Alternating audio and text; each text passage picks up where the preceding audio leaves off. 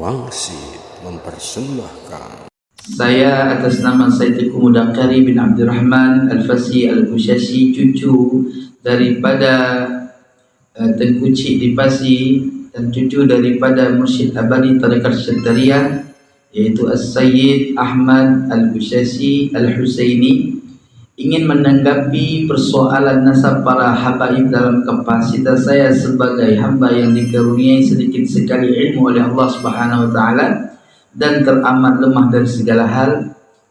Ingin menyampaikan suatu sikap sebagai berikut. Yang pertama, kenapa Rabithah Ba'alawi seperti Rabithatul Ashraf Ad-Daimi dan Naqabatul Ashraf sampai hari ini tidak kami dengar suatu tanggapan serius guna mengundang secara resmi dan terbuka atau bahkan tertutup guna mengajak dan mengundang Kiai Haji Ahmaduddin Al-Bantani, Syarif Zulfikar Al-Idrisi dan Rabithah-Rabithah lainnya seperti Na'an Rabithah Kesultanan Banten, Cirebon, Jambi, Kalimantan, terus Rabithah Ittihaful Ahfadil Ashraf Al-Adarisa Darul Hasaniyyin Indonesia atau DHI, untuk mengadakan diskusi ilmiah yang penuh hikmah dan kebenaran yang terungkap dari wujudnya suatu permasalahan yang sebenarnya sudah terjadi ikhtilaf di antara masa ke masa di antara para alim ulama ahli nasab.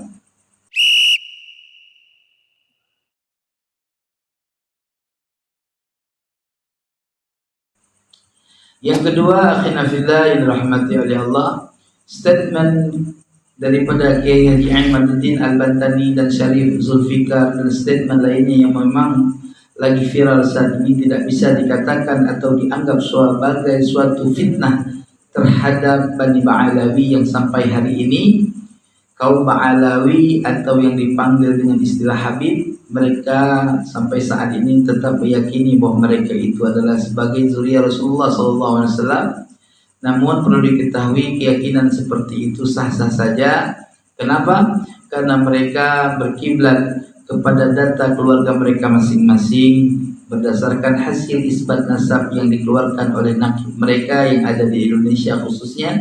Dalam hal ini adalah Rabithatul Ashraf Ad-Daimi dan Naqabatul Ashraf, pimpinan daripada Al-Habib Ali Zainal Abidin As-Segaf. Namun di sisi lain, kaum Ba'alawi ini selalu merasa lebih unggul sebagai zuriyah Nabi Muhammad SAW, di mana mereka secara institusi lembaga nazar mereka dan secara pribadi mereka yang lahir secara zahir lisan, mereka selalu menafikan keturunan Sadatul Ashraf yang bukan dari jalur mereka yang ada di Nusantara ini, khususnya seperti anak cucunya para wali songo dengan alasan yang tidak ilmiah, sehingga terkesan bahwa mereka sajalah di Indonesia ini yang memang merupakan cucunya Rasulullah SAW secara silsilah nasab yang benar-benar tahqiq menurut mereka. Akibat inilah Allah Subhanahu wa taala ingin memberikan pelajaran atau ingin memberitahukan kebenarannya secara hakiki melalui ulama-ulama yang mengeluarkan statement-statement ilmiah mereka berdasarkan kitab-kitab nasab kuno yang mu'tabarah.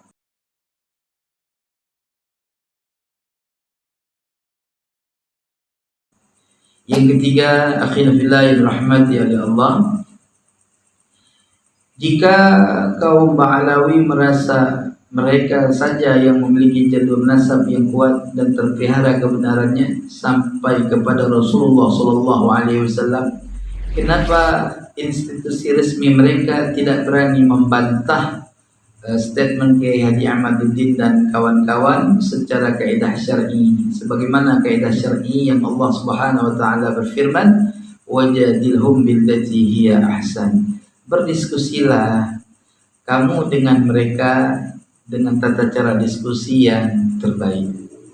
Diskusi yang terbaik adalah diskusi yang saling mengemukakan hujjah di antara kita yang saling berselisih dengan menghadirkan ahli-ahli ilmu secara musyawarah dengan disertai dengan data-data, data-data ilmiah tentunya dari kitab A sampai Z, bukan hanya berhujjah secara pribadi di media dengan mengungkapkan doktrin-doktrin pro kontra terhadap suatu permasalahan yang sudah viral saat ini, yang akhirnya menjadi bahan ilustrasi bagi kaum yang tiada berfikir. Ingat akhina fillah, ya, Rasulullah sallallahu alaihi wasallam pernah bersabda, la tajtami'u ummati 'ala dhalalah.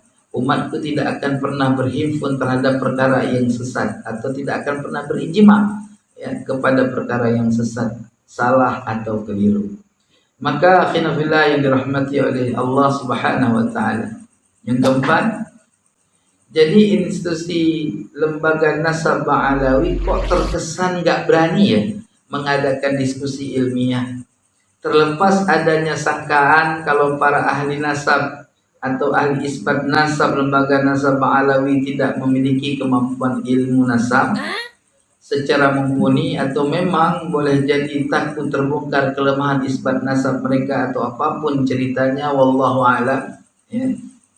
Maka dapat dipahami dalam hal itu oleh orang-orang yang memang memiliki kecerdasan berpikir bahwa statement Kiai Haji Ahmaduddin dan yang sepaham dengannya itu adalah boleh jadi benar adanya dan kuat, terlepas adanya kiai lain yang ikut mengomentari kebenaran Nasab Ba'alawi secara tanggapan umum di media. Karena tanggapan umum di media itu masih mengadopsi keyakinan-keyakinan lama tanpa adanya data ilmiah yang membenarkannya.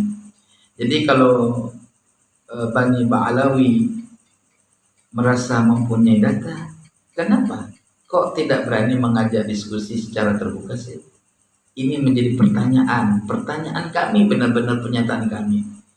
Apa memang nggak mumpuni atau bagaimana terhadap ilmu nasab? Tapi intinya kan bisa ya, mengundang ahli-ahli nasab di Yaman, ya, dan mengundang ahli-ahli nasab di lain. Ayo buka diskusi.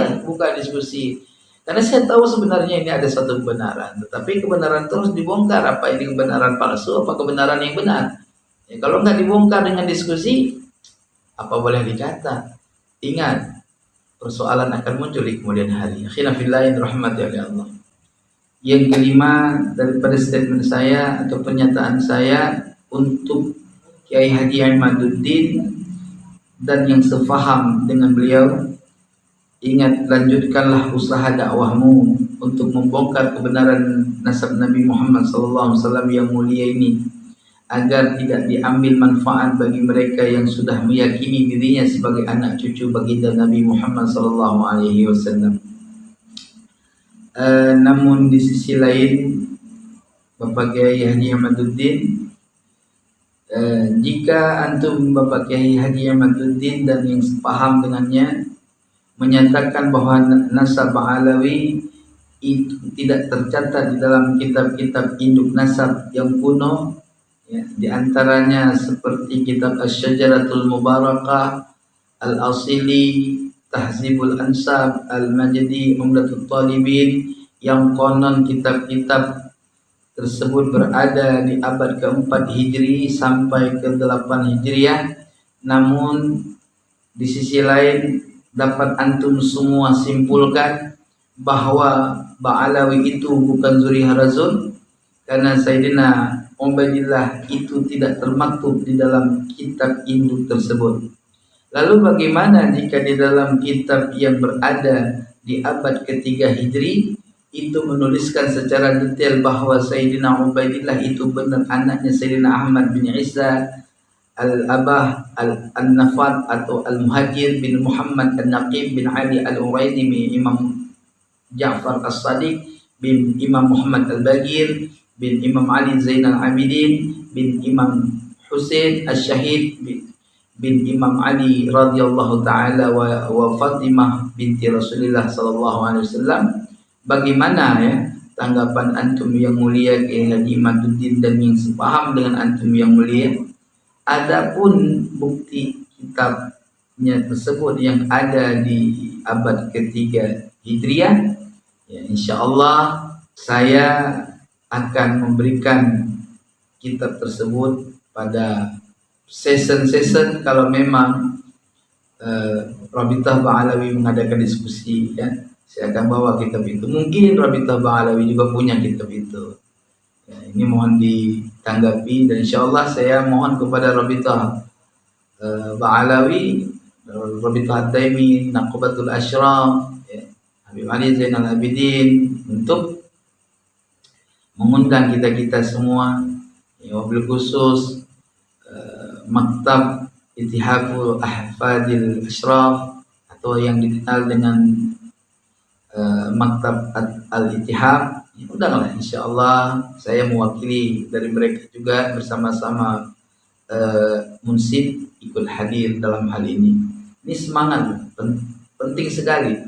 Kalau tidak diungkapkan, ini dibahas, dikaji secara ilmiah, bahaya sekali.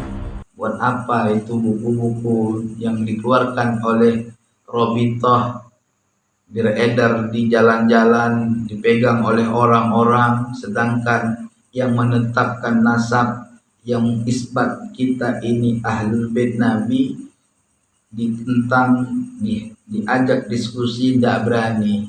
Loh, kalau saya sendiri sebagai orang yang ahli nasab, paling pantang ditantang kebenaran hasil dari istinbat saya. Saya akan ajak diskusi, jangankan 1, 10 lawan 1 saya siap mengungkapkan kebenaran. Ya.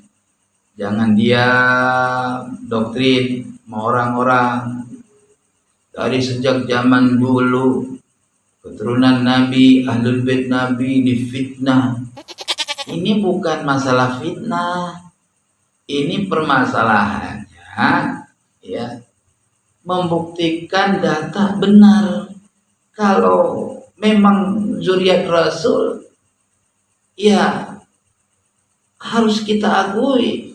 Tapi kalau bukan zuriat Rasul, memang tidak termaktub di dalam kitab-kitab induk, bagaimana bisa seseorang meyakini setelah tahunya kebenaran, tahunya data dari kitab-kitab tua, bahwa Ba'alawi ini bukan zuriat Nabi, bukan fitnah itu. Justru antum harus meyakini, harus mengakui bahwa antum ini bukan zuriat Rasul, bahaya. Gitu. Sementara dulu-dulu sampai menganggap orang-orang bukan ahlul bait, bukan zuriat Rasulullah, bukan, palsu lah, sampai ada yang dikemplang ngaku-ngaku Habib. Bagaimana ceritanya? Jadi kalau benar antum ini zuriat Rasulullah, buktikan secara dasar. Jangan minta bukti orang yang ngaku Habib, antum minta bukti nasab ente mana? Mana nasab ente? Orang udah nyebutnya, ente bilang palsu. Itu ente tidak termaktub. Giliran sekarang antum diginiin sama orang ahli ilmu, kenapa nggak ada tanggapannya? Mana? Kirain keras, ternyata kertas. Ini parah nih.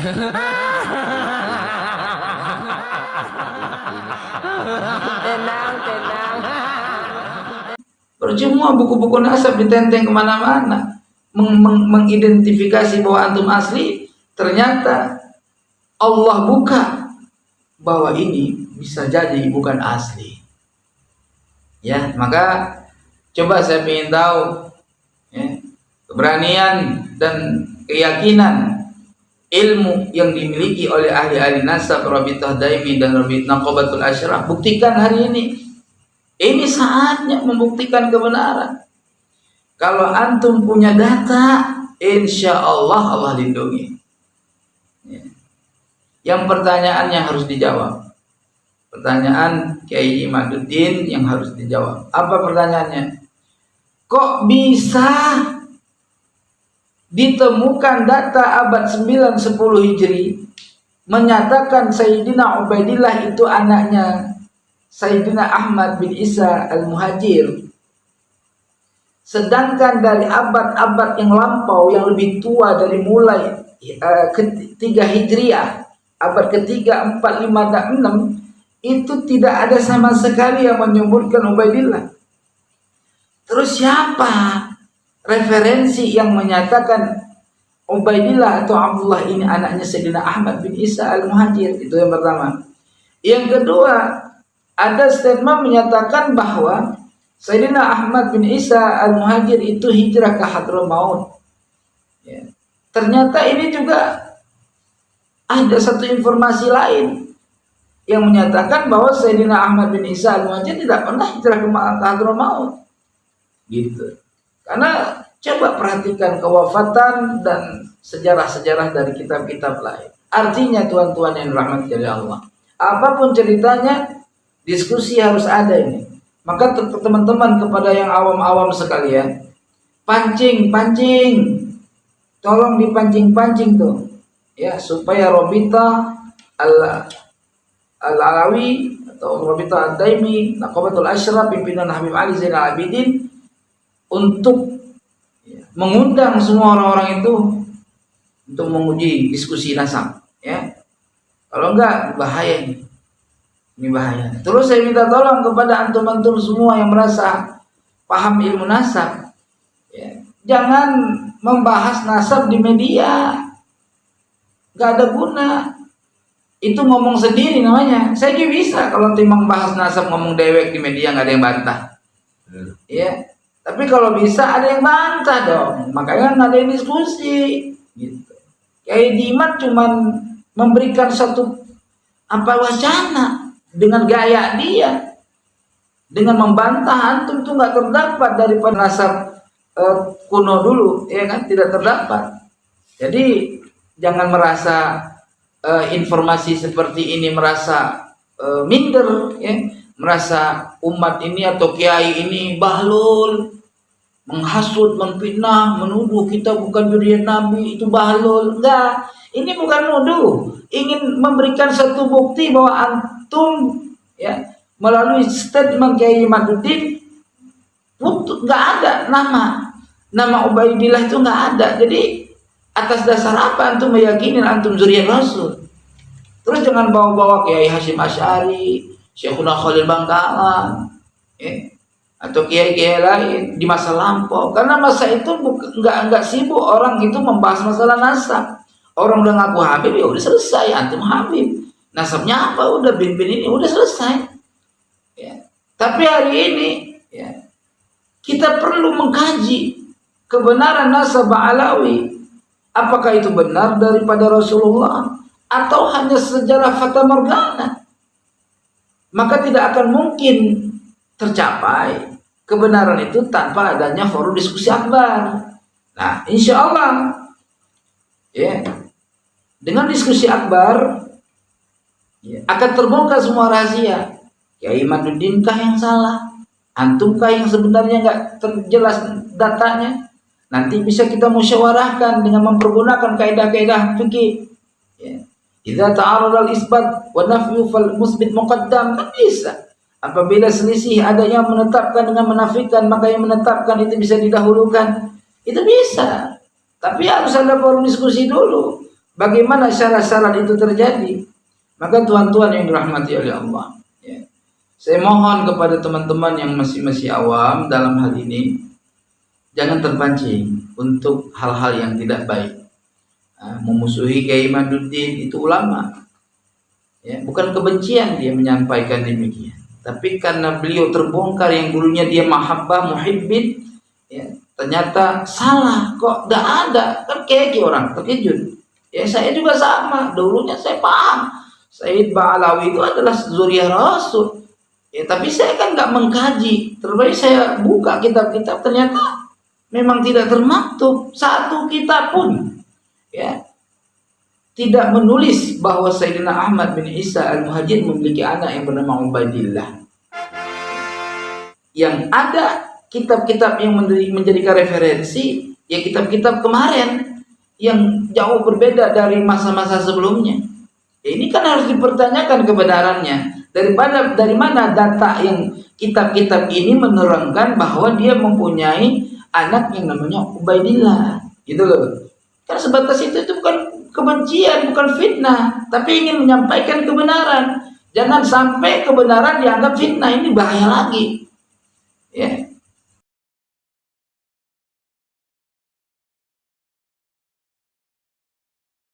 Allah Subhanahu wa taala berfirman, "Fa in tanaza'tum fi syai'in farudduhu ila Allahi wa rasulih." Jika kalian berselisih satu paham, maka kembali kepada Al-Qur'an dan hadis atau sunnah. Bagaimana yang dimaksud kembali kepada Al-Qur'an dan hadis? Ya, kembali kepada diskusi, bahas masail. Ya. Jangan bikin orang awam keder, Ini orang-orang berkeger nih, akhirnya pro kontra. Yang punya keyakinan bela mungkin Nabi segala macam, Kiai Wakil tuh yang pro kepada Kiai Imaduddin menyatakan apa Nabi palsu begini begitu. Apa ya kok yang kayak gini? Coba dah kembali kepada hati yang tulus. Kalau kita memang terbukti bukan zuriyah Rasul, kenapa kita harus mempertahankan ego kita? Ya sudah selesai. Kita bukan zuriyah Rasul. Soal tes DNA nggak perlu lah. Nggak perlu soal tes DNA. Yang penting kupas nasab aja. Ya. Tapi kalau perlu, kenapa takut emang untuk tes DNA? Ya kalau kita tes DNA bukan nasab habaib misalkan, tapi data kita bersambung nasab kepada Rasul sudah mencukup. Syarat nasab ada. Soal tes DNA misalkan lari ke orang Prancis misalkan, itu terserah hasil tes DNA itu mah. Tetapi hasil daripada tes nasab, ittisalnya nasab sudah kuat, kenapa tidak? Jadi jangan khawatir. Kalau saya pribadi dikaji nasab saya, itu lebih baik supaya tidak merasa sombong kita. Ya kan? Siapa yang nggak mau sih jadi cucunya Rasul? Siapa yang nggak mau? Siapa manusia di permukaan dunia ini yang nggak mau dipilih oleh Allah jadi juriahnya Rasul? Semua mau. Akhirnya mereka yang nggak punya nasab pingin bikin nasab. Ya, sampai nyogok katanya. Sampai nyogok. Coba kira-kira bagaimana tuh? Tahu benar apa kagak? Wallahu a'lam. Ukuran begitu. Maknanya di sini ada apa maknanya? Begitu penting kemuliaan daripada nasab baginda Nabi Muhammad SAW. Siapa yang nggak mau jadi cucunya Nabi? Ya nggak ada yang mau jadi cucunya Fir'aun. Itu nggak ada yang mau. Maka nggak ada yang ngaku gue cucunya Fir'aun, nggak ada. Maka ayolah, ini kita bahas nasab yang mulia. Jangan statement di media nyap-nyap A, B, C, D, Z sampai nggak jelas. Maka kepada Kiai Imaduddin, pancing terus Kiai, pancing terus. Ya, kepada pengurus Robita, jangan lari. Antum sudah menyatakan antum juriat Rasul pakai buku-buku segala macam tanda tangan. Ya tanda tangan jawaban perlu dong saat ini. Jawaban kalian sebagai pengurus maktab sangat diperlukan. Ya, jangan dibiarin udah tanda tangan terus nasabnya dihujat, ya, diklaim palsu segala macam misalkan. Jangan dibiarin, lawan mereka itu, lawan Kiai Imaduddin, lawan, ajak orang-orang diskusi, jangan dibiarin supaya kebenaran ini terungkap, fitnah selesai. Demikian yang dapat saya sampaikan. Mohon maaf lahir dan batin bila mana ada kekurangan. Bagi yang mendengar statement saya ini, ya, pahamilah dengan hikmah, jangan dengan fanatisme buta dan emosional. Insya Allah engkau akan dapat rahasia di balik omongan saya ini. Apa yang sebenarnya yang saya tuju? Ya, yang kedua, akhirnya yang dirahmati oleh Allah, kebenaran itu harus diungkapkan kapanpun. Jangan apalagi nasab Nabi, nasab yang perlu diungkapkan. Kenapa? Karena membawa Rasulullah Shallallahu Alaihi Wasallam. Ukuran masalah fikih aja nggak kelar-kelar sampai mati kita. Masalah fikih terus muncul pembahasan dan pengkajian diskusi terlebih-lebih daripada nasab baginda Nabi Muhammad SAW. Jadi saya ingat satu masalah ya, kebohongan yang dikemas dengan baik dan disebarkan dengan tauladan yang baik juga, dengan contoh yang baik, dengan cara yang baik, maka kemudian saat kebohongan itu akan menjadi kebenaran. Maka oleh sebab itulah kebenaran itu tidak akan kuat jika tidak ada sumbernya dari para ahli ilmu. Dan masalah rajih marjuh itu tidak akan muncul jika tidak diputuskan oleh ahli tarjih. Ya. Oleh sebab itu, keputusan apapun dalam suatu kebenaran itu menjadi sekedar klaim atau sebatas hanya keyakinan saja, fanatik segala macam, terkecuali kebenaran itu setelah diuji melalui forum diskusi bahsul masail ilmiah baru kuat dan asah. Apalagi bersangkut paut dengan keturunan Nabi Muhammad SAW. Mohon maaf lahir batin, Jika ada kekurangan penyampaian yang memang terbata-bata, dikarenakan memang saya mengungkapkan ini penuh dengan keterpaksaan sebetulnya. Berat hati saya, maka nggak lancar saya ngomong. Jadi harap dimaklum, mudah-mudahan jadi petunjuk buat kita dan maslahat dunia dan akhirat ya. Saya akhiri, wallahul muwaffiq ila aqwamit thariq. Assalamualaikum warahmatullahi wabarakatuh.